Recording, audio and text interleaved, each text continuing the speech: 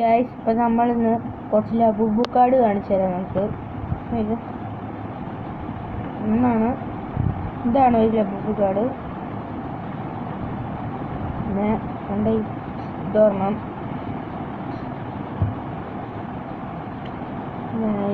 ഉണ്ട്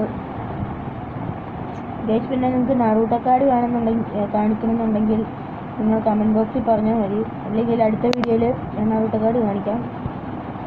ഇതൊരെണ്ണം, ഇതൊരെണ്ണം,